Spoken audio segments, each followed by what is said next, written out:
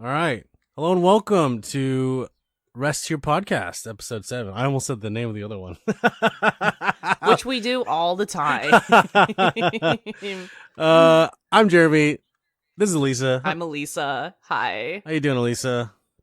Doing all right. Just going through work. Although I will say the weather has finally cleared up and we're on the come up now. Yeah. of winter. Yeah. I had a friend who went skiing this past weekend, and he was like, yeah, there's like, the snow isn't as like fresh, but he said he had a great time skiing still. And like, there's like That's nobody. fun. I was like, yeah, nobody skis in April. It's true. Yeah. And it's probably the tail end too of the ski and snowboarding season. Right. So, or like, I mean, like it's probably still gonna last until June, but definitely get your stuff in at Lake Tahoe. Yeah. It's gonna all disappear soon. It's very true. It's very true. Yes. Yeah. It's been getting a little warmer. It's been getting colder too. Like it's this weird give and take. It's like really warm in the day on some days, and then really cold on some other days. At night. For sure. It's been really windy in San Francisco, so I've definitely been feeling the cold a lot more at night. And I will say there's been some weird windy gusts, and Right. it's been a little weird. But at least it's been sunny, but because it's been windy, my allergies have also been terrible. Oh yeah. I got you. Yeah, the wind definitely does not help. Like with the sun making everything bloom out, and the wind just like shoving all the pollen out. Oh yeah. Yeah. So fun fact, Elise and I did hang out recently in person. We had some pho, hung out, had some boba. And I actually think my allergies were terrible the day that we hung out too. Yeah, but you said that the city was giving you some respite because there was like an air conditioner on the whole time, essentially. Yes. I walk into the city where the only trees and flowers there are ones that are potted, really just potted in landscape. There's, aside from that, it's mostly concrete. And it felt so good to be in SF. That makes me happy. Just to hear those words in general from anybody, Like, I'm so happy to be here in SF. I'm like, yeah, nice. Yes. Yeah, it's still a good city, despite what the news tells you.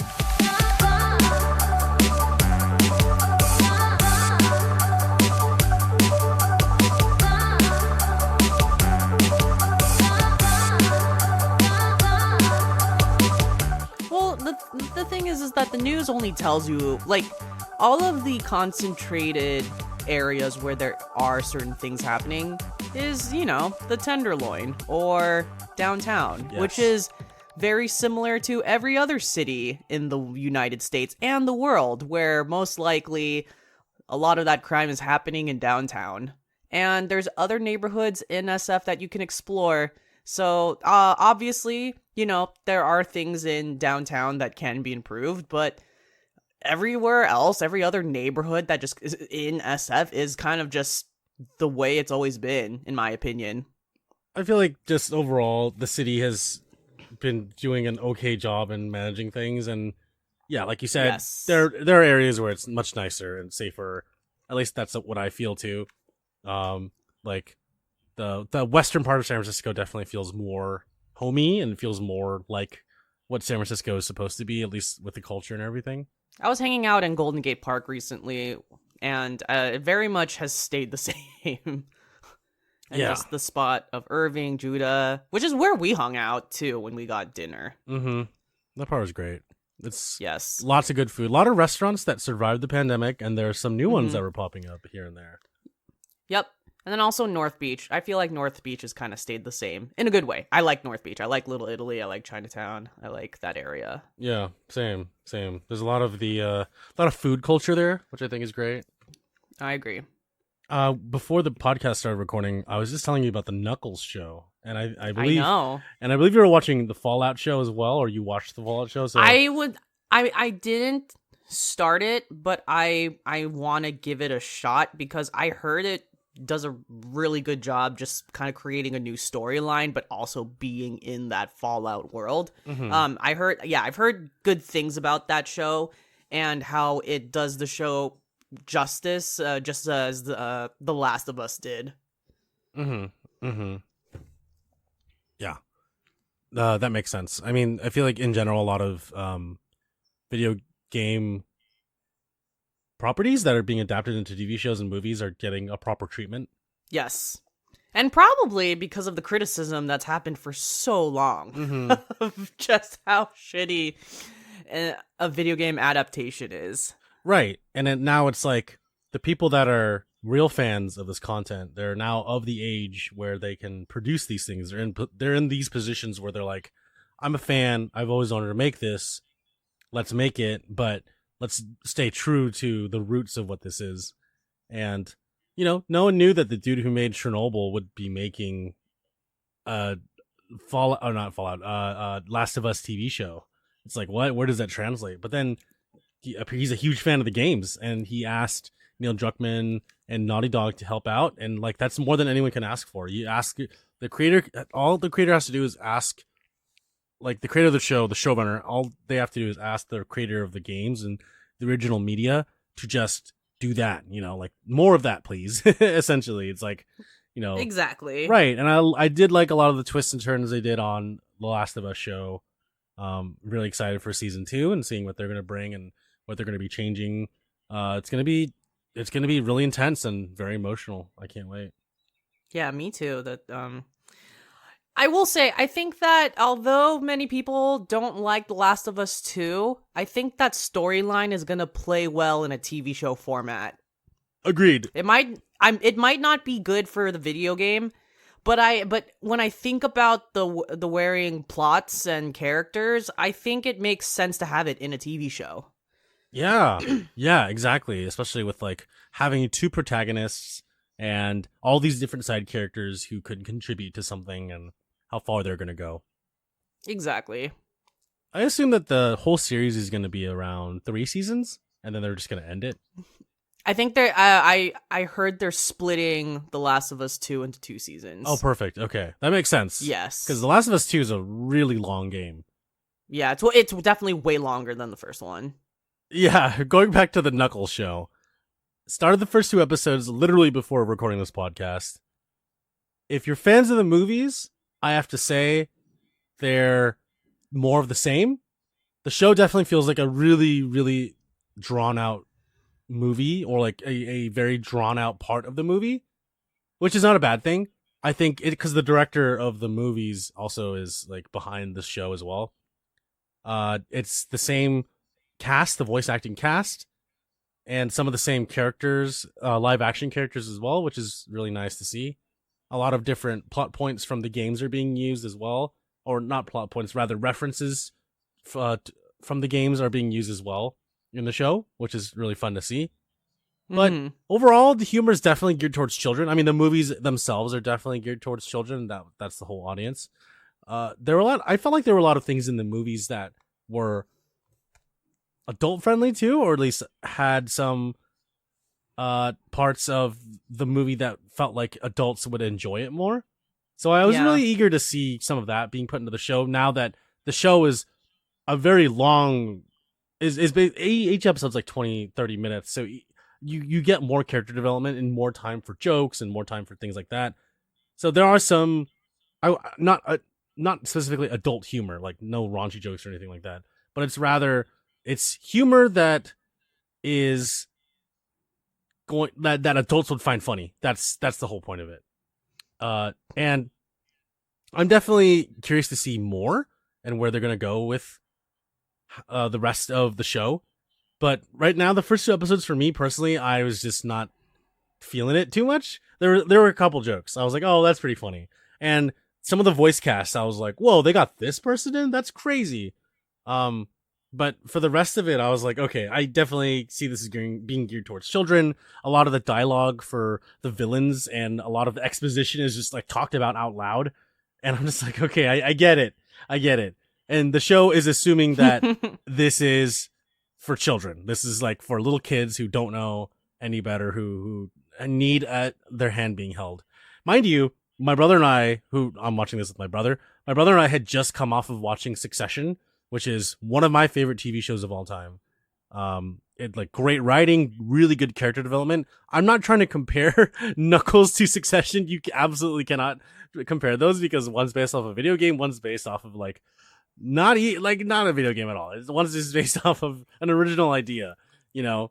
So it's you can't compare, but they're really fun things to think about as far as like the quality of the shows, in terms of writing specifically. Because I feel like for Knuckles, the production value is exactly the same as the movies. They got the same special effects company to do the models for Knuckles and all the other characters, and they also obviously got the same, like I mentioned, the same live action talent.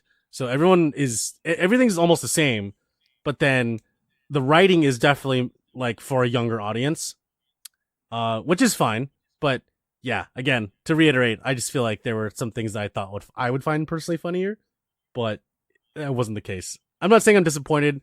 I'm just like, okay, you are not the target audience. Yeah, I'm definitely not the target audience. But my brother and I, we loved the Sonic movies because we're like, wow, someone finally made this movie look great, sound great, reminiscing for us a lot of the games that we grew up playing. So it was really cool to see that. Then at the same time, you're just like, okay, this is a show that is just it's for kids, and that's fine. It's still fun. So we're gonna continue it. Gonna watch all 6 episodes, and I'll report back and tell you guys what I think about the whole show. All right. Well, so I mean, obviously it seems like the target is for kids, but hey, I mean, like there are a lot of kids shows that people watch, ironically or unironically, so it might be pretty. It might, yeah. And at the end of the day, it's still Sonic. It might still tell a good story. Right. Yeah. Exactly. So that's all anyone can ask for. The story is very paper thin overall for the Knuckles show. It's easy to understand, and again, a lot of exposition. But at the same time, I feel like there could be more. But I don't know what that could be. Like, I need to think about that more. I need to finish the show first, and then I can tell you.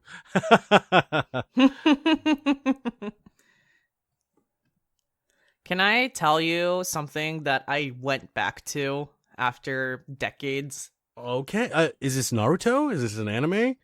Oh no, which I'm, by the way, I'm almost done with Shippuden. Got it. But that's not what I was referring to. Mm-hmm. I started a Neopets account. Yo, that's sick. And Jeremy, I'm kind of rich. Wait, what? What? I got rich in like a single week. If I'm being completely honest, I got rich in like in 36 hours. What did you do to get rich? And I did not do anything bad, by the way. I got it out of pure will and luck. Oh, go on.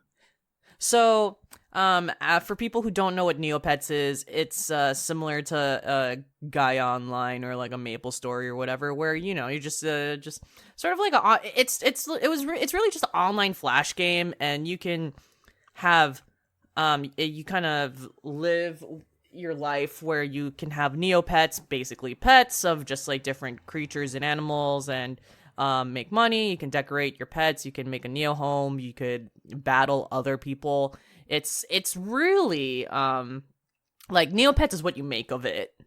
And I was listening to this random YouTube essay about Neopets and how by the way, Jeremy, crazy, but the original makers of Neopets, did you know that they were trying to, in its heyday, they were trying to sell Neopets, just like to get more financial help, and they did. But did you know that they sold it to a group that's pretty much the Church of Scientology? I did not know that. Wait, why? And it has absolutely nothing to do with them. It's just straight up the original 2 people who made Neopets. They just wanted more money and they were looking for a backing. And Neopets was getting popular, and then this group came up to them and and then, you know, they provided a good deal, and therefore they went with them. It was revealed later that they were actually a Scientology group, and they, in the ads, were trying to implement Church of Scientology ads. What the to heck? kids. Yeah, so it's straight up like this group had no, like, you know, like the creators had no idea. That's wild. until they realized it. They're not associated with the site anymore. Now at this point, and then there was also a period of Neopets where there were owners that wanted to try and make Neopets into NFTs, which, Jesus Christ, is terrible. Oh. But 2 years ago, there's now new owners of Neopets, and the new owners basically were like, "Hey, we're gonna turn all of the Flash and just turn Neopets what it is into a modern looking website now." And so they're in progress of just changing a lot of the old Flash, they're converting every single old page and all of these things to now be something that is manageable, like, of just kind of like current websites. Wow. Okay. Yeah. And when I heard that, and, you know, it brought back good memories, you know, I had such a good time with Jub, and I felt like, okay, cool. You know what? I want to play Mirka Chase again. Let me just, like, make a Neopets account. So I made a Neopets account. I made a Jub. Life is good. I only had a Neopets account for 48 hours, and you know, just like casually playing it. And at this point, it's also funny now because I'm an adult and I know exactly how to play all of these games. So in my head, I was thinking, I'm good. Like, you know, I'm gonna be rich. Like, you know, it would be funny if I didn't have a job. I'd probably just play this and just be really rich in Neopets. And then, little did I know, I log on to the Neopets subreddit because I was like, yeah, let me just check out there's a sub for Neopets. Let me just take a look at that. Yep. Right when I look for the first time at that sub, the first post is, use this offer code to get a cool Negg. And for people who don't know what this is, a Negg is basically a cool, like, it's an egg that's decorated. And with these Neggs, what you would do is you would eat them, and if you eat them, then your pet would gain very specific powers or stat buffs or change a different color, you know, like things like that. Like, but basically, you get a benefit if your pet ate a Negg. But because of its rarity, some of these Neggs sell for a lot of money. So I was like, oh, cool, let me get this cool Negg. So I got the promo code for the cool Negg. I got it, and then the post below was just like, by the way, just for don't let people affect you or change the market. Sell your cool Negg for no more than 4 million Neopoints. And I was like, wait, what? Like, I was like, yeah, exactly. I was like, wait, what? What? What is going on right now? What? 4 million Neopoints for that cool Negg that I just got because someone posted a code. Okay. And by the way, there's nothing cheaty about the code. It's honestly just, it just was. And so, straight up, for that cool Negg, I got 2.5 million Neopoints. I got a Croc Pet, which a Croc Pet costs 700,000 Neopoints, and you can turn that Croc Pet into a real pet. I got a baby paintbrush, which is 800,000 Neopoints. And then I got a Valentine's Day paintbrush, which that's new to me. That definitely happened by the time I left Neopets. But a Valentine's paintbrush is 2 million Neopoints. What? So basically, in 3 days of playing Neopets, I'm the richest I've ever been in my entire life playing Neopets. And I did not do shit. I didn't do jack shit. I also didn't cheat. I didn't do anything bad. I am pretty much all my dreams came true in the last week. Wow. So, anyways, moral of the story, everyone, is Neopets, it's back. It's so back. Wow, your kid self would be so happy. My kid self, you know what's a bummer, Jeremy? I honestly wanted to try and just find my original username. At this point, I wouldn't have even remembered the email or the password, like, at all. Like, it would have been a crapshoot. But I was so disappointed to find out that my username actually doesn't even exist anymore. What?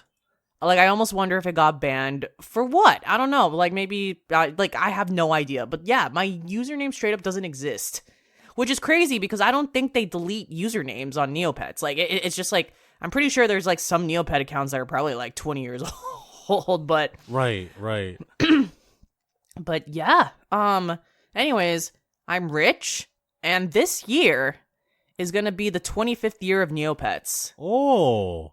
And they have a counter on the welcome page, which I have a feeling is by the time we hit the 25th anniversary of Neopets, I bet you that's like the website's intention that everything's converted from old Flash to a newer modern website. Mm-hmm.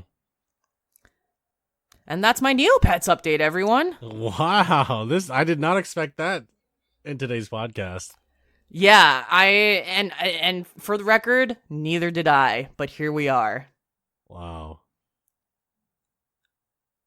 This reminds me of when I was trying to find my old RuneScape logins. Jeremy, oh god. And I remember writing them down I wrote them down on a piece of paper, and I was like in middle school. So I'm digging through my old files. I find them, and I immediately add it to my password manager. I go to the RuneScape website, and lo and behold, my account is still there. Yeah. I was like, what the heck, dude? That's crazy. I love that so much, by the way. Yeah. That's amazing. Yeah. So I don't think Neopets ever deleted your account unless they did when migrating servers or something. Maybe. But for Jagex, the people that made RuneScape, they never deleted it. They just kept it because I guess they just didn't really see value in deleting it. I have no idea. The only problem with RuneScape is I don't remember what my original username was at this point to even know where to start, because I definitely don't remember my email at all for anything I had back when I was a kid. But the username, it's kind of unfortunate. Like I wish I remembered that, but it's okay. Everything's fine. You know why? Because I'm better now. You're rich. I'm rich. Exactly. Everything's better with money. Everything's better with money, and this is what you learn when you become an adult. Capitalism, baby. We gotta live by it. Is that what you're gonna tell your younger self? Capitalism. Yeah, capitalism, bitch. And your younger self's like, what? Yeah, like it's like your AOL self would never. No, actually, though. And that is my Neopets update. But it's funny. God, RuneScape, it's so crazy how that's still a thing, and still sort of looks kind of exactly the same. Right? Yeah. Like, I know they did some graphical updates. Yeah. But for more or less, it's still the same game at the end of the day. Agreed. There's nothing wrong with. No. Let's talk about the Fallout show. So you haven't started it yet? I haven't started it yet. I want to start it, just because people have said it's a good show. Yeah. And I know this. It's one of those things where I know the story of Fallout. I just never played Fallout before. Okay. And there was a point where Fallout, like the first Fallout game, was only Xbox, right? It was PC. Talking about like the original on there was an original game on computer. For sure. Uh-huh. Oh, sorry. Sorry. I'm sorry. I confused Fallout and BioShock. Oh, it's okay.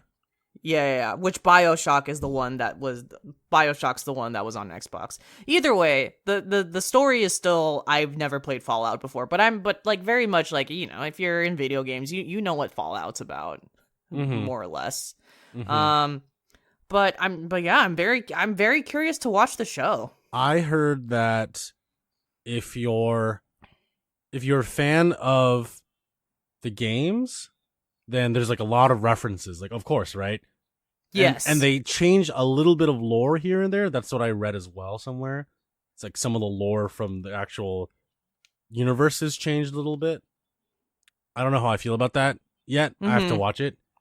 I've only played Fallout 3, New Vegas, and 4, and I feel like that's enough to understand the whole story of Fallout, at least from the perspective of those games.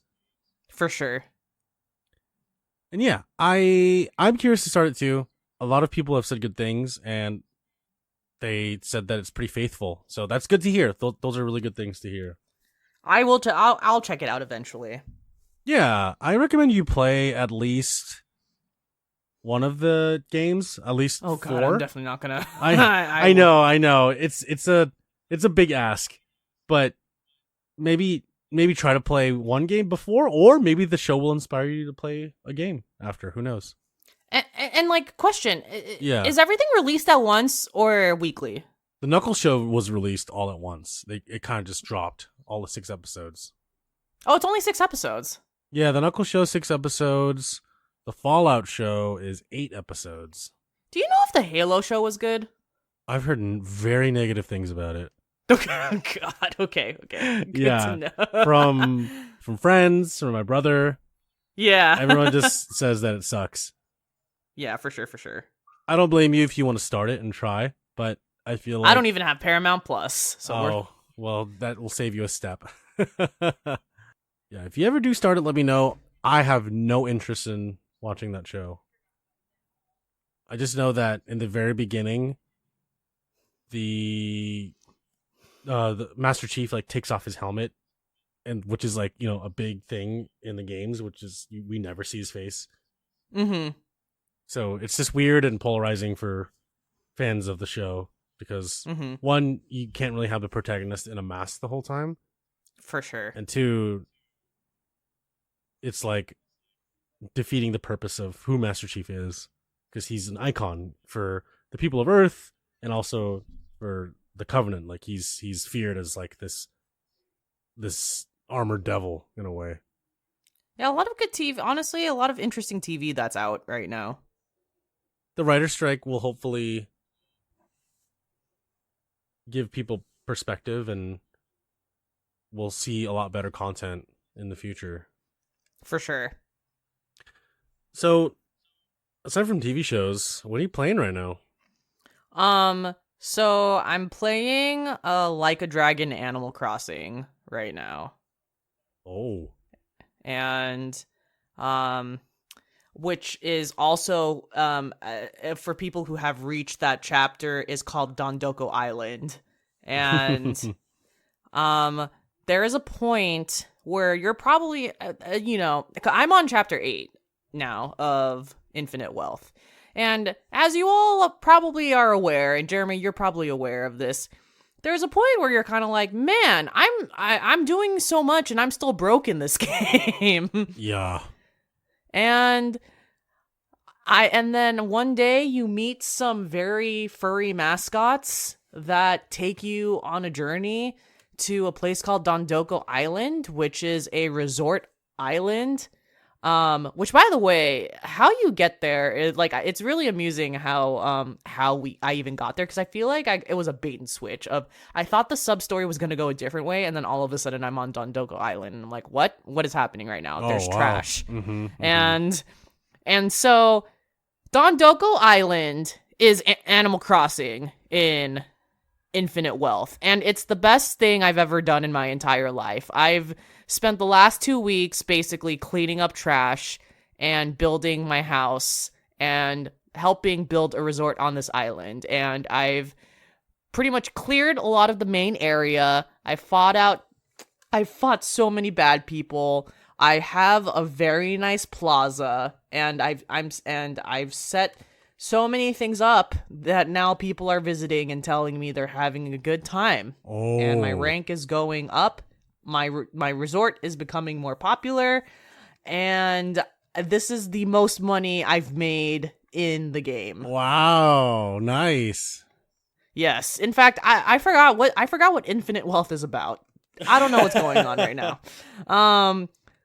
Who knows, honestly, what's happening. But the only thing I know is that I am trying to make the best resort I possibly can. Mm-hmm. Hell yeah. Yes. Hell yeah. Yes. And I have souvenirs. I have a farm. Wow. Everything is amazing. And yeah, well, anyways, that's the whole point of of infinite wealth, right, Jeremy? It's me building my Animal Crossing island. Yeah. I'm pretty sure there's nothing else to the plot, right? Yeah, that's it. Chapter 8 is pretty much the end for you. I mean, like, infinite wealth is you start an island, you build a resort, you make money.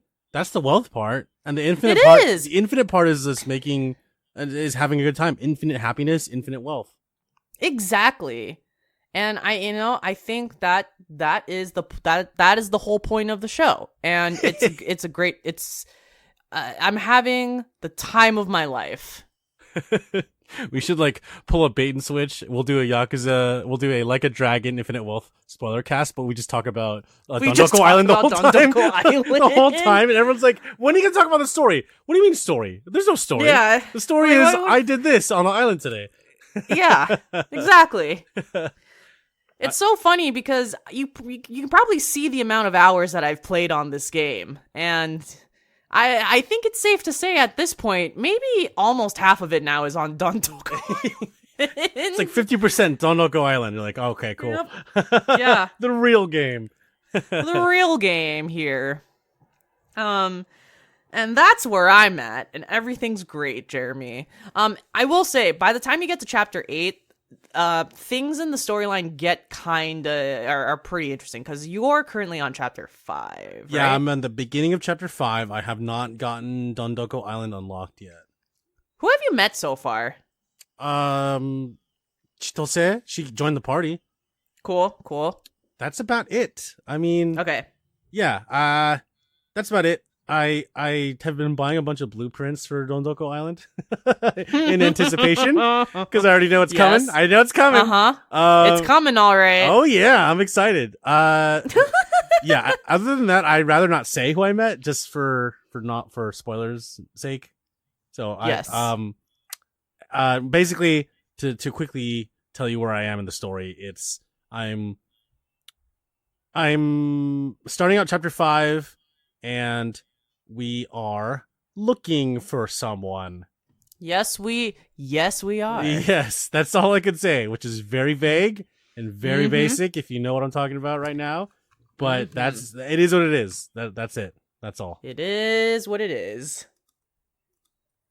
Yeah, and I am very much still running around enjoying seeing virtual Waikiki and virtual Honolulu, as well as me too. I've been getting really good at playing Crazy Delivery. And, really sad to know that they don't give you actual money. You just get points that you can buy money with. It's the trash game. It's the Ijincho trash game. Yeah. I'm enjoying Crazy Delivery. It's just, I wish there was more to it. Like, I wish I could earn actual money, because it sounded you can earn tips. I'm like, oh, sick. I can make so much money from this game. But no, you earn points so you can buy your points and use your points to buy other stuff. And I'm like, I know, it's okay. Yeah. I do like the game. I finished it already. Oh, yeah. I got diamond rank in Crazy Delivery as well. Yes, very nice. It was fun. Love it. But yeah, that's my infinite wealth journey so far. I want to progress. It's been so busy. I've been going to a lot of weddings this month. Every single weekend this month has been wedding related. And I got added a 7th wedding to the end of this year. So wow, you're gonna attend 7 weddings by the end of this year. Yeah, I want to do a recap. That's crazy. Exactly. I don't want to rate the weddings. I think that's terrible. Oh, no, that's such a mean thing. No. Jeremy, you can't do that. Yeah, exactly. I can't do that. That's so mean. All these people are gonna disown you. Yeah. No. Like a lot of it's my friends and family. So no. I would not want to do that. But yes, exactly. I do want to. I just want to like make a post on social media or even just talk about it on the podcast and talk about like aspects I enjoyed. And a lot of positive things, because weddings at the end of the day are supposed to be like really positive things. It's just funny how, in general, weddings are just so political, I have to say, and how people's emotions just get hurt easily, and how people become emotional. I'm not talking about like crying at the wedding. I'm talking about just like being excluded from certain parts of the wedding planning or what have you. Got you. Right. Yeah. And because this year, obviously I've been to weddings before this year, but it's always been interesting. Now it's more interesting to me that because I'm going to 7 weddings this year, I can have so much insight into wedding planning, thought processes, things like that. For example, a wedding I attended just this past Saturday, the bride and groom did like a father-daughter dance, mother-son dance, and then they did a family dance, which was the groom dances with the bride's mom and the bride dances with the groom's father. And I was like, wow, that's really cool, because you never see that, right? And at the end of the dinner, which was family style, by the way, they had like just huge bowls of stuff and they would just like cart it out and serve it to each table. At the end of the dinner, they had to-go boxes. They had really nice to-go boxes. And I was like, wow, that's really cool. You never see that at weddings. So I've been to a wedding recently that had to-go boxes for one of my best college friends, and that it's a game changer. Like, I was actually shocked. I was like, I can bring the fried rice home? Really? Yeah, right? And I really liked that, because it's like the weddings are just changed so much, because for this wedding in particular, the bride and groom, they did a lot of like traditional wedding stuff, like, you know, like the dances and the vows and the ceremony and all that, but they also like subverted our expectations in a lot of way. So I thought that was really cool, and you don't see that every day with like weddings. For sure. Yeah. So, man, busy time. It is busy time. Yeah, and it's the biggest reason why I haven't been playing a lot of Infinite Wealth, because I want to, but then there are some days when I want to turn off my brain, and this is going into what I'm playing next, and I just want to play games like Call of Duty or even Helldivers 2, which are just mindless shooters. Like, yeah, there's a little bit of strategy, and that part's easy. It's the mindless shooting part is the part I look forward to. You know, I can turn my brain off and I can just play a game and not have to think. With Infinite Wealth, I'm so involved in the story. Like, I want to be involved in the story, but yes, I also just don't have the brain capacity sometimes to play it. And yeah, I'm gonna eventually get to Dondoko Island and unlock more mini games and side stuff, and I'll just want to play the game to play that. But you know, we joke, but I do want to play the story too eventually. You know, so I need to keep playing. I want to keep playing the game so I can play the story. Is what I'm trying to say. Yes. We'll get to it eventually. Yeah. Listen, guys, if you know us, you know that every Yakuza Judgment Like a Dragon game, we're gonna get sucked into something. The games always have something, from like kart racing to pocket circuit racing to chicken racing to to darts to arcade games. Like everything in these games is so well thought out and so beautiful, and we love that. And yet we forget why we play these games. It's because there's a story. Yep, pretty much. Yeah. But that's all I'm playing. Are you playing anything else aside from Infinite Wealth? Just like the occasional Animal Crossing. But nice. But yeah, that's it. Honestly. Yeah. Okay, cool. So you and I kind of have similarly busy schedules where we can't really have time to play games unless we really sit down and play it. Yes. I do like the storyline so far. I think I'm at a point where I do feel like more is gonna be revealed if I stop playing Dondoko Island. You're like, wait. Yeah, like it's funny because it's like I feel like I'm actually close to finding this particular person that you're finding, and I'm just like, yeah, but wait, hold on. But wait, there's more. But there's more. So. I'll get to it eventually. Whatever, Jeremy. Right, yeah. I was another wedding story. I was chatting with a friend who I just found out like a few days prior that he's such a big fan of the Yakuza Like a Dragon franchise. I was like, oh my god, me too. And he's like, yeah, that's awesome. We were like drinking and talking about it. And he's like, what, are you playing any of the new games? I'm like, yeah, I'm playing Man Who Erased His Name and I'm playing Infinite Wealth. He's like, oh, I haven't played Man Who Erased His Name yet. I'm like, yeah, it's pretty interesting. It's definitely like kind of like a filler arc. And he's like, okay. And he's like, what about Infinite Wealth? I'm like, yeah. I was like, I'm still on chapter 5. He's like, you didn't beat it yet? I was like, wait a second, you beat it? And this is in March, by the way. So the game had come out in January. And I'm like, okay, I understand. Oh my God. Yeah, I understand that there are people that, that have nothing but time on their hands. But this guy, he was like, yeah, I already beat it. I was like, what the fuck, dude? That's crazy. Dude, wild, man. I know. Wild. I'm like, but like, for me, especially for these games, because these are the only open world single player games I am such a diehard fan of. I want to do everything. I want to try everything once. And if I get sucked into something, then I just want to keep doing it over and over again. So to hear someone beat this game, I'm like, okay, did you beat it in the way that I think I would beat a game of this franchise, which is like getting sucked into Dondoko Island or getting sucked into the cabaret minigame and playing that whole story and, like in that sense, like did this person play every single minigame? And I'm not trying to judge someone based on their gaming habits. For me, it's just like I want to make sure I do everything. I want to make sure that my money was well worth spent. By the way, I bought the ultimate version of Infinite Wealth because I was like, I need this game so badly. So I'm like, I need my money's worth. So I bought it for like $120. So I at least need to sink 120 hours into this game to make it worth my while. Yes, I get that. Yeah. So it's always fascinating to me when people say they beat one of these games and I'm like, okay, did you rush everything? Like, did you just do the story? I always want to know what the thought process is. And there's no wrong answer. It's more of just what do you consider beating the game, Mm-hmm.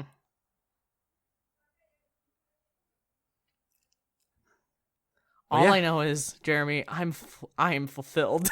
Yeah, I cannot wait to get there. I'm literally gonna, after we stop recording this podcast, I'm gonna run over to my PS5 and I'm going to play the game. I was literally playing it before we started recording. Amazing, just amazing. Yeah, because I'm getting sucked in again after like a couple weeks of not playing it. I was like, oh man, I wish I could play the game, and now I'm back and I want more, and it's not gonna stop.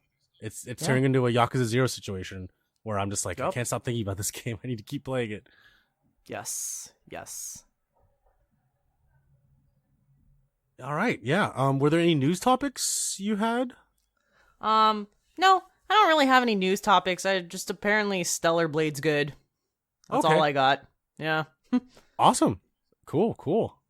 Yeah, and then this is definitely like an older update, but apparently there's not gonna be a new. This is way old, but I just actually thought it was it's interesting how there's not they're finally gonna make like a new version of the Switch, like a Switch Pro type of version, but like it's been like should have had this years ago, Jeremy. So, yo, I know, right? Like what are we doing right now? I mean, like, then again, this is Nintendo, who for whatever reason, like, Animal Crossing was just like, yep, after 2 years we're gonna stop updating it, and I'm like, the fuck? What kind of business? What the hell kind of business model is that? Anyways, I know. Yeah, but you see, the crazy thing is, like, there's gonna be like a KK like Lego set coming out soon, and and it's just kind of like, dude, like what are, like, how could you not even just like once every 3 months, like, it's just like add new items, or even just like, hey, new animal, right? Like, yeah, new neighbor, like something. Yeah, new neighbor, like, it's just, yeah. But that's Nintendo. I mean, like, they're like wild. My buddy, he's a big Nintendo fan, and at his wedding shower 2 weekends ago, he had the Capri Suns with Animal Crossing New Horizons, like, themed Amazing. Capri Suns. Yes. And I'm like, Nintendo, you fucks, you're just trolling us. Like, come on. Like, this Capri Sun came out recently. Like, it's a recent thing. And they're like, oh, like you said, Nintendo was like, oh, we're not going to support the game anymore. I'm like, are you fucking serious, Nintendo? Like, they are dumb. Right. Like, terrible decisions Like, all around. Yeah, it's like this game helped thousands, maybe like millions and millions of people during the pandemic, and it saved like myself included, and you too, and like it's like it means so much to everybody. So I'm like, are they gonna make a new Animal Crossing after this? I have no idea. I honestly which is wild because they could have just updated this current one for like 4 years. Right, yeah, honestly, like unbelievable. Or at least like update it until they make a new Nintendo console, because this game is it's so perfect in a lot of ways. Like no game's gonna be ever completely perfect, but this one, just because we've played it so much, we only know the good things about it, and or at least we want to focus on the good things about it, is what I should say. So I feel like, I don't know, like I still don't agree with them pulling the support for Animal Crossing. I feel like it could be better. They could be better. Come on, Nintendo. Oh yeah, and there's so many things they've pulled support on, which is just terrible decision making all around. Mm-hmm. Right.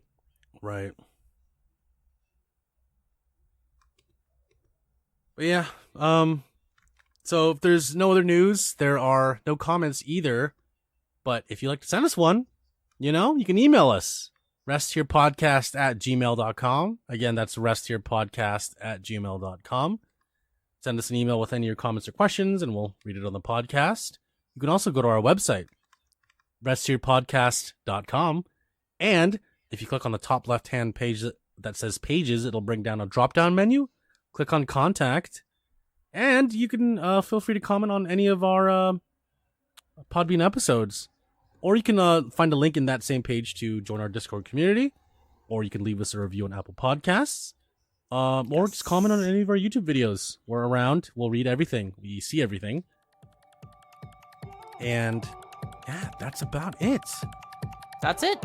Yeah, this is fun. Good to be back in the groove. I know. And good luck on your next wedding that you have to go to. Thank you. Thankfully, it's not until June. All right, Alyssa, thank you so much. All right. Yes, thank you, Jeremy. All right, everybody. Have a good one. See ya. See ya.